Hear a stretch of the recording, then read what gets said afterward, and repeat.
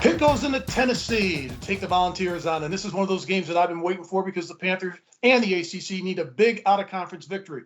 Pitt defeated UMass 51-7, and Bowling Green got trounced by Tennessee 38-6 last week. Both teams are 1-0, obviously. Looking at this game, the good news for Pitt, quarterback Kenny Pickett threw for 273 yards, 2 touchdowns, and no interceptions. The bad news for Pitt, Kenny Pickett led the team in rushing with 39 yards rushing on 6 attempts, and he's not a very mobile quarterback, and that's my alma mater.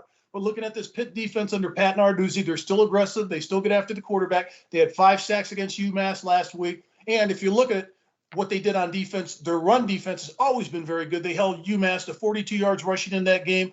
I'm looking at Tennessee. Yes, they had 476 yards total offense. Yes, if you look at the opponent that they played was a MAC conference opponent. But the bottom line is this is a great matchup for the ACC and for the Pitt Panthers.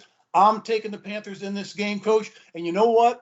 They're favored by 3.5 points. That's not going to be enough. I'm taking the Panthers to win this game 30-21. Well, Pitt was impressive. And, of course, this is not Pickett's first year playing. He's been there for a couple of years. He's a very good quarterback, and he's more mobile than you give him credit for. What really bothers me is that you had 4 fumbles. You lost 2 of them. You got to protect the football. On defense, you did have 5 sacks, 6 tackles for loss. That was impressive.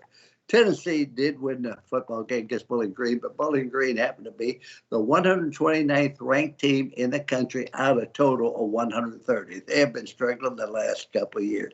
I think that with the new coach there, Josh Heppel, they ran the football. Milton, who's a transfer from Michigan, threw the ball very well. But they struggled there for a half against Bowling Green. I look for Pitt to win the football game 24-20, and it's what's called the Johnny Majors Bowl. And the reason I say that, Johnny Majors led Pitt to national championship. Now, the fact that he had Tony Dorsett and some other people didn't hurt him. And then he was a great player at tailback at Tennessee, finished runner-up in the Heisman Trophy race, and he also ended up coaching there very, very successfully. So Jackie Sherrill will be the captain for Pitt because he was a coach when you were at Pitt and did a tremendous job there. But I just think it will be an interesting game, but Pitt will prevail.